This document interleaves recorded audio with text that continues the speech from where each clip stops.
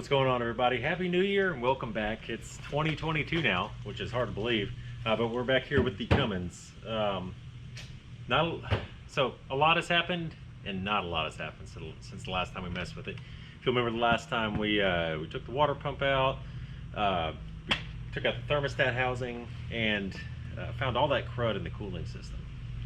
Anyway, today I'm going to throw on the new water pump and the new thermostat. Tomorrow it's supposed to get cold. It's January and we're here in shorts because it's almost 80 degrees. But tonight a cold front's coming in. The low is 26 for tonight.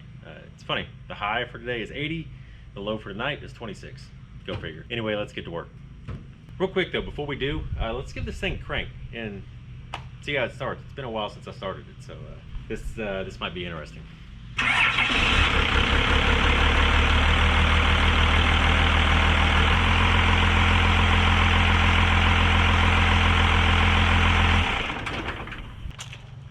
Not too bad for an old first gen. First, before you do anything, take a wire brush and you're going to want to clean up all these surfaces. So I'm going to have to go get some more brake cleaner, I think, but at least clean all the rust off and make it smooth again, so it can so you won't have any leaks or anything like that.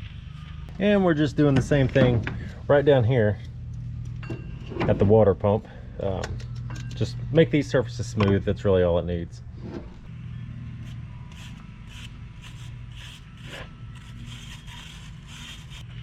All right, much better.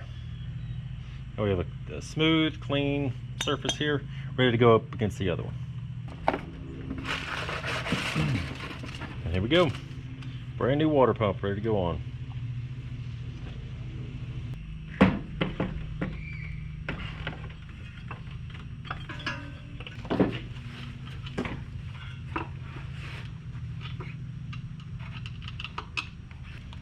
Now, I think I said it when I was taking this water pump off, but it is a lot easier if you do it without the alternator on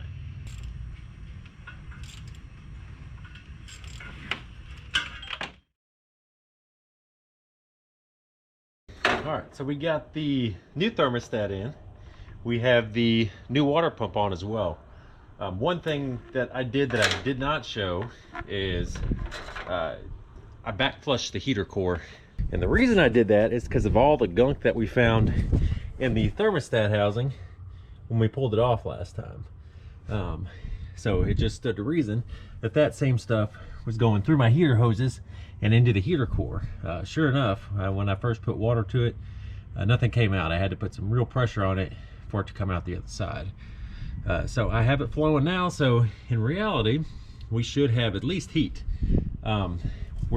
When we go and put the belt on, I got a non-AC belt, because when I turn the AC compressor, you hear that, that's grinding. The bearings are shot, everything's shot on that. So we're just gonna bypass the AC compressor for now, because I'm not worried about it. AC is probably the furthest thing from my mind on this truck, so it'll be a while till we get there. In the meantime, I did get new radiator hoses, and I also have the alternator. This is my alternator I got here. I'm not sure if it works, but that's not really a concern of mine, considering I'm just glad I have one now that I can mount and put the belt on. I keep a charger on the battery anyway. I just wanted one so we can run this engine at length with the water pump going, so I can drive it you know, around the block for the first time in, oh gosh, who knows however many years. So we do have the alternator, and we'll go ahead and throw that on just so we can put our belt on and run this engine and get it at the temperature, make sure everything works right there. And who knows, it may work. So first, we'll put our upper and lower radiator hoses on.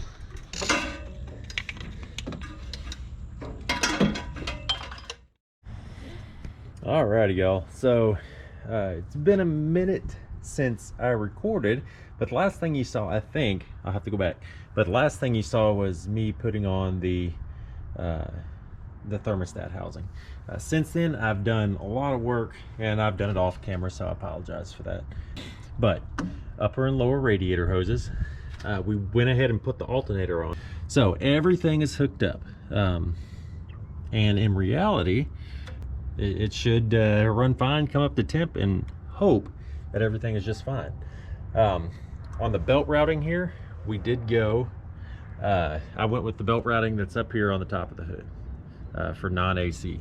I didn't change the pulley out. Some people said to. I didn't change the pulley out though on the tensioner, even though the groove part is running on the smooth part. We'll see how it goes. It didn't say anything in the belt routing or the manual or anything like that. So without further ado, let's go ahead and start this thing up.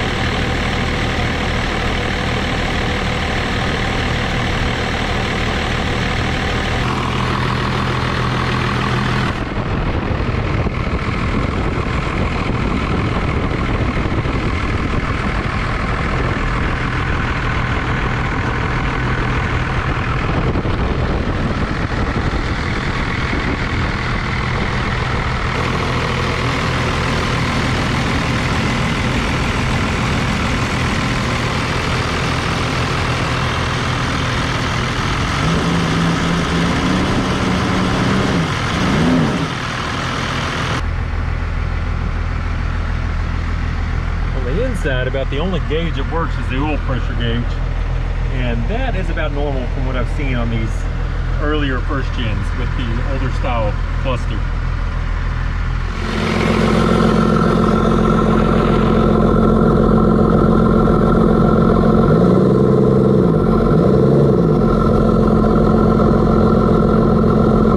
Since we're trying to get this thermostat to open, what we're going to do, turn our heater on full blast there.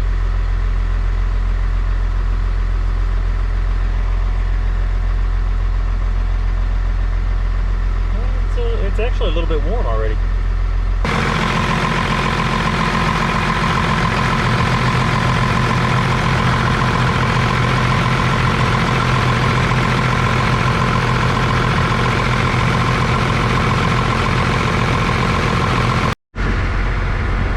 Update, the temperature gauge is moving. That's a good sign, and it's moving as we're getting warmer in the cab. Alright, let's go see if that thermostat is close to opening yet. Not yet.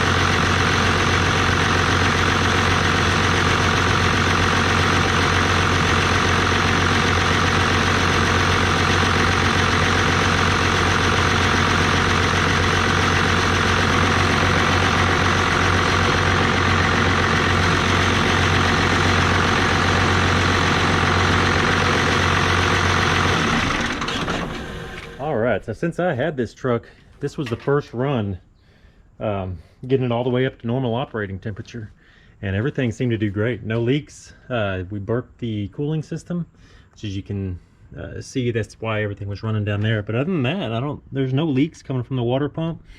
The thermostat housing and the belt routing went just fine.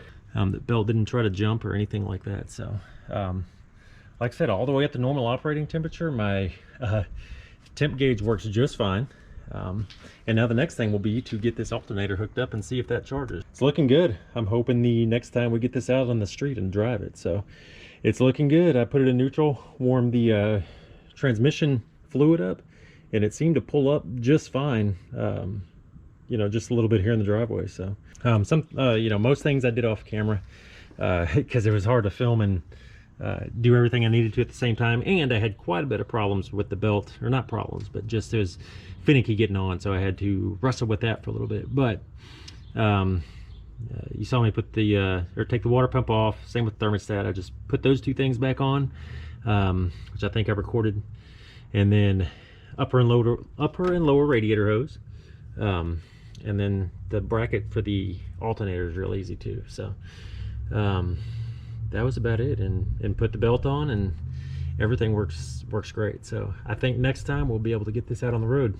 So if you like this video, please give it a thumbs up and consider subscribing, because we have so much more to come on this channel. We have a lot of things going on. We're going fishing because we got the Lund over here running, and that's running great. And this truck, yeah. So stick around, there's plenty more to come. Thanks for watching, and we'll see y'all soon.